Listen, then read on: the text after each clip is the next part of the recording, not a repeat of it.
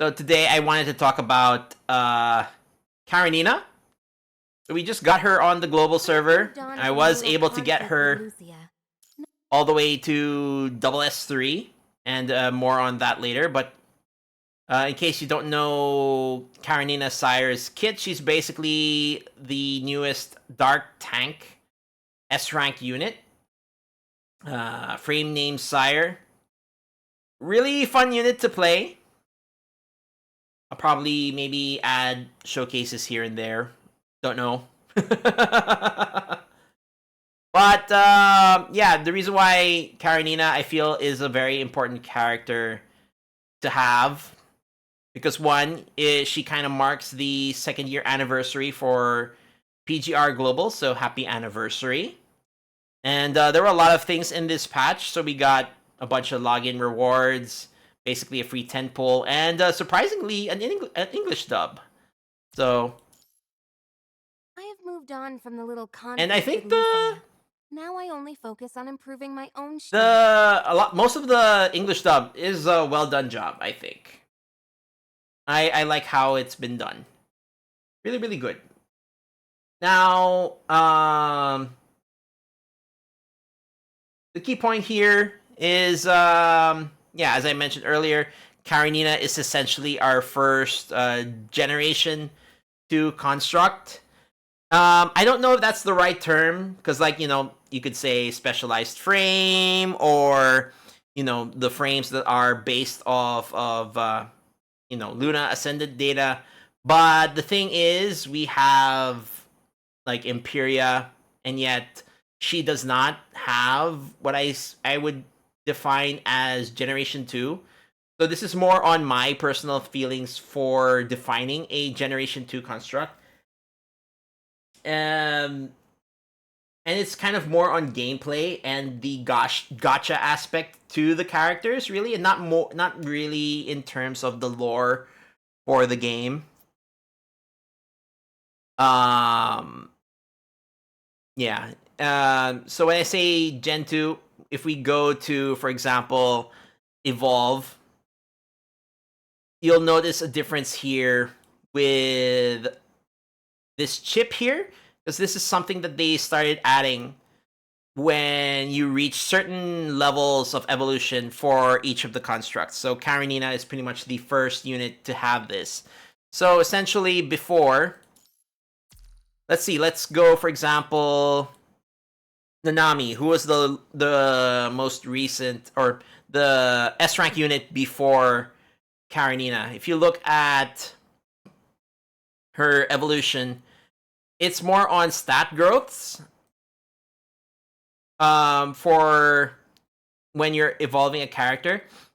And like you do have, like, for example, each individual node. This node will give 10 plus 10 attack, and then so on and so forth. It's mostly stat upgrades. And then when you get to the skills, only when you reach like a double S rank here, so you'll be given Missile Circus, which will upgrade your boost up your damage. Or when you reach triple S, you'll get Flame Roaring Victory. Or if you go all the way to triple S plus, you get Mecha Drive. So do keep these in mind, and this will kind of make sense once I show more data later on. But now let's compare this to Karenina. So if we go to here, as I showed earlier, so now we have different levels for Karenina. So not only do we have stat growth, but we also have skill growth. So what they've done here is they've given more passive skills, or more skill growth for each of the characters, depending on how far down or how many nodes you unlock. So for example, when you say S5, in other words, you're at S rank and you've unlocked 5 nodes. Right here, what I have Karenina now on is I have her at double S3, and that gives me Vanishing Sunglow, which will upgrade her damage, considering the way how Karenina plays. So that's symbolized by the chip over here on this portion of. So as you can see, she's currently at double S, and then S1, S2, and S3. Oh, I should probably mention, like, maybe you'll be seeing a different menu, like for those that are playing the CN server. They will apparently they're going to be upgrading this UI, so it will make a lot more sense. But anyways, so right now I have her at double S3, and it shows that she will get an upgrade when that happens. So banishing glow. So yeah. So that's double S3. If I want to get level 2, I would have to get her to triple S, essentially. So, I mean, aside from that, you could tell, like, it's basically just more power creep in a way, but it's more than that, really. I feel like this also kind of affects the way you're going to be considering rolling for characters in the future. That's why I kind of want to talk about it. So I made this. Let's see. There we go. My explanation for punishing Graven Gen 2 constructs. But again, I'm not really sure if Gen 2 constructs is the right way to name it, because I can't really say specialized frames, because some of the specialized frames, such as Lucia's Plume, Imperia, they are specialized frames, but they don't have essentially the the additional skill passives that get introduced with Karenina. So I'm just going on the basis of that and just calling them Generation 2 constructs. So I will be showing a table, and the the numbers that you'll be seeing there is based on an S rank unit. I mean, you can kind of apply this to A rank units, and also uniframes. But for purposes of like simplification, I'm only using, since it's Karenina Omniframe, I'm just using her as the basis for these numbers, essentially. So currently, or not currently, but initially for most of the constructs that we started out with,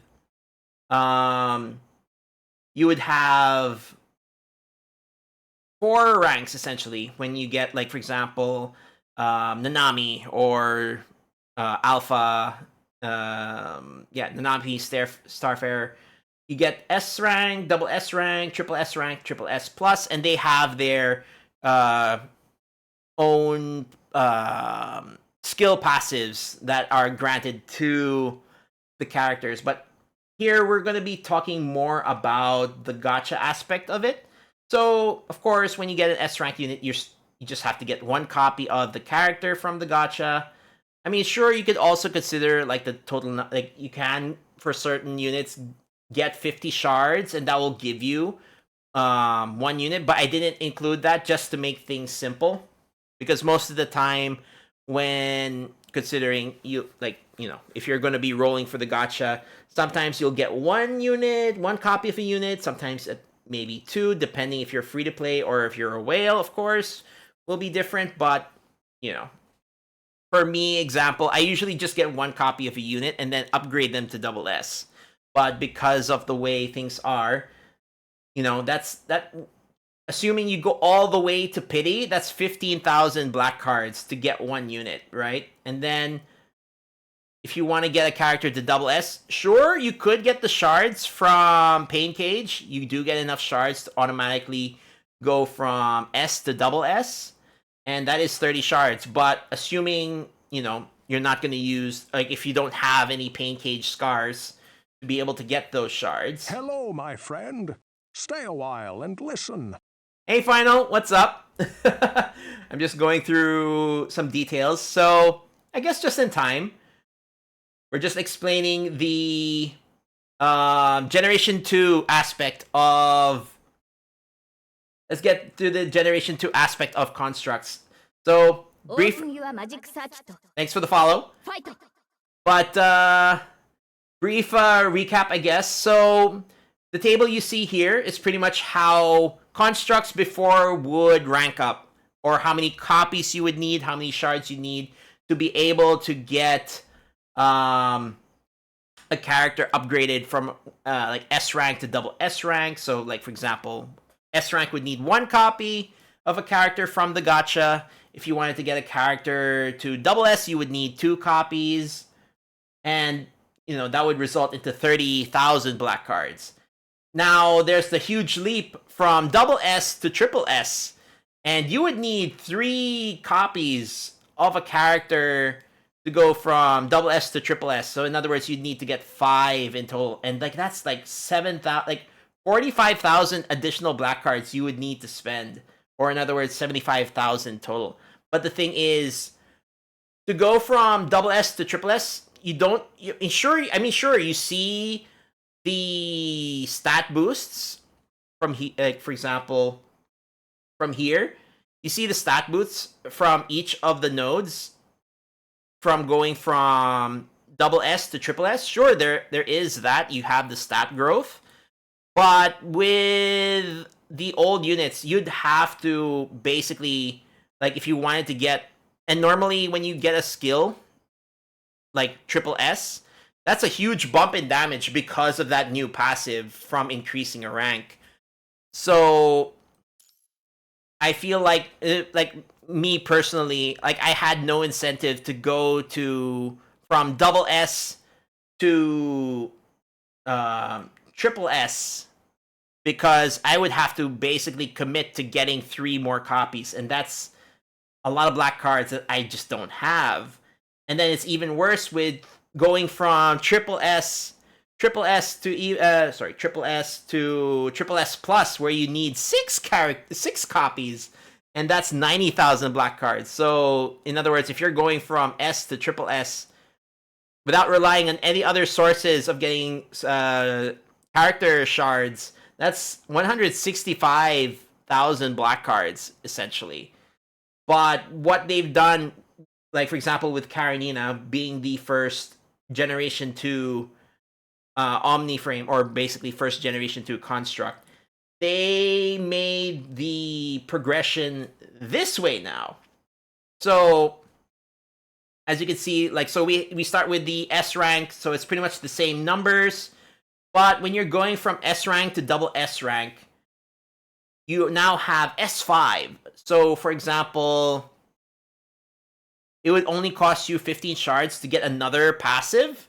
And then if you get a character duplicate, you're basically getting like an extra passive for free. Or if you're not going to get a duplicate character and you're only going to rely on the pain cage shards, and let's say you only have enough to get 15 shards, you already get a passive right there. And then if you're able to get the other 15 shards later down the line, you get to double S, and then you get 1 more passive.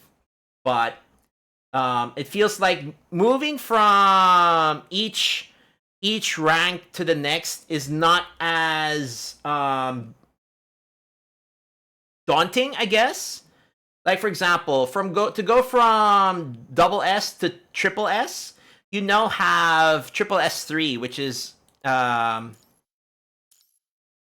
which only needs 1 copy. So if you are able to get a character to double S, you're kind of okay with maybe getting 1 more character to get to double S3, or getting 1 more duplicate to get to double S3, because you get rewarded for that additional duplicate you're getting. Unlike before, you don't really get much aside from stat boosts from getting that 3rd copy of a character. So I feel like this gives you, especially for example, like sure, you'll still do the same thing you always do. For example, you get 1 copy, that's an S rank character, and then you get the 30 shards from Pain Cage, and then that will bring you up to double S. And then let's say down the line you're rolling on wait, where is that? You're rolling on, let's say, the base. You're rolling on like the base gacha. And this base, the regular gacha is RNG. But for example, let's say I get another character from here. I'm hoping like in the future I do get Karenina. or such. And because of that, going from double S to double S3 at least gives me something. Unlike now, if I get a let's see, for any of these characters here, if I get a copy of Starfarer, all I'm getting from that is stat boosts. I'm not getting an extra passive because I would need 2 more copies to get to triple S to be able to get that extra passive that triple S rank gives to Nanami. So I feel like it's a good thing, I guess, that they added more ranks for a character, more passives that a character can get as they progress through the ranks.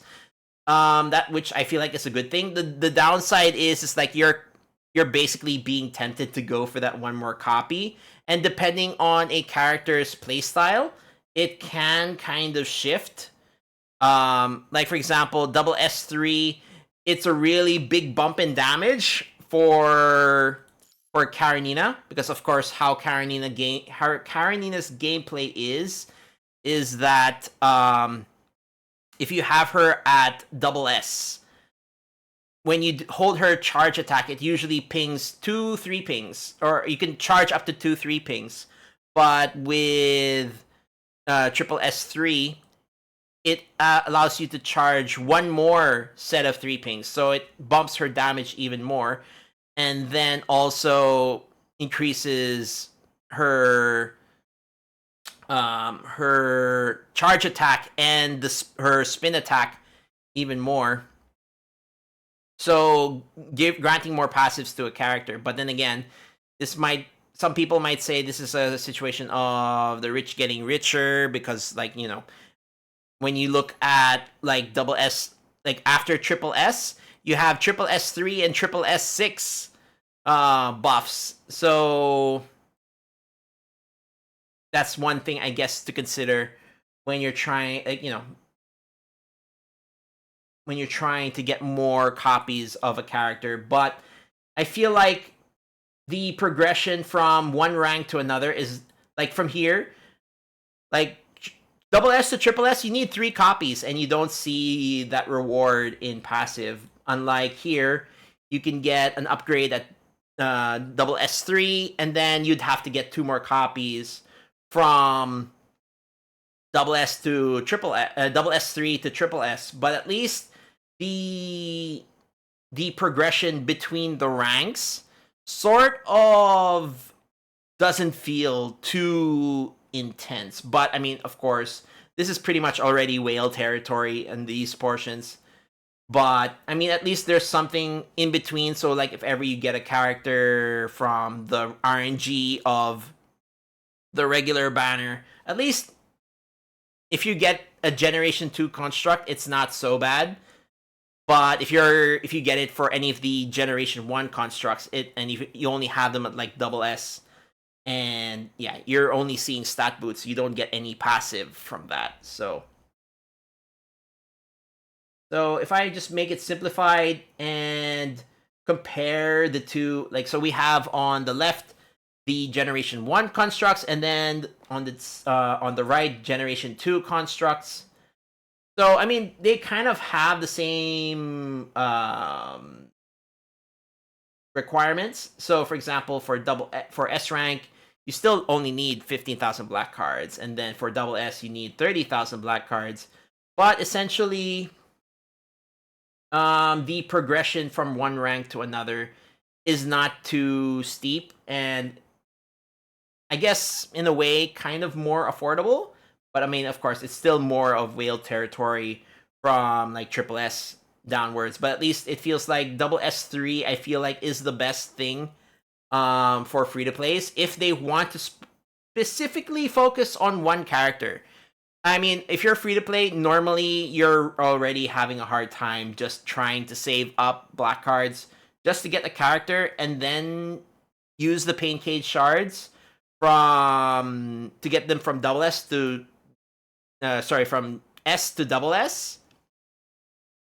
But I feel like, you know, with these additional ranks, it kind of makes at least some form of progression from getting duplicate characters more more tolerable, I guess, in a way. But again, it's more of a whale thing, honestly. But I just wanted to talk about it, and I felt like I was like comparing it myself, and I wanted to see how this would relate to each other, and you could see like there's kind of a steep climb on uh the generation 1 constructs, moving from one to another, unlike with the generation 2 constructs. It's not as it's a more of a gradual climb. Of course, I feel like most of the time you'd really just stick anyway to what your current habits are now. But I mean, it feels like just saying like with the new generation constructs, you don't have to worry too much about like if you're gonna get a duplicate for a character. Just hope you get a duplicate character for a Gen 2 construct instead, I guess. I don't know, but that was just my thoughts on Karenina, with her being the first Gen 2 construct, and how it might affect your gacha habits, I guess. How it might affect your character choices moving forward. For me, I'll probably try to stick to rolling for the characters I want. I mean, if I'm able to get lucky, I might try to get more copies of a character. But more often than not, I'll probably stick to what I've been doing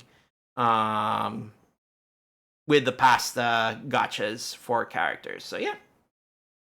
Anyways, I feel like that kind of went a bit all over the place on the latter half of that explanation. So I hope you found it informative and it didn't get too confusing in the end. But yeah, till if you reached this point in the video, thanks for watching, and yeah, I guess I'll see you guys on the next one.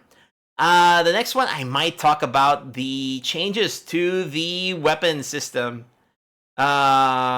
Because it might seem like in moving to the future, you might have to consider getting 6-star weapons for characters moving forward. But that will be another video for another time. All right. But yeah, thanks YouTube. I'll see you in the next one. Bye.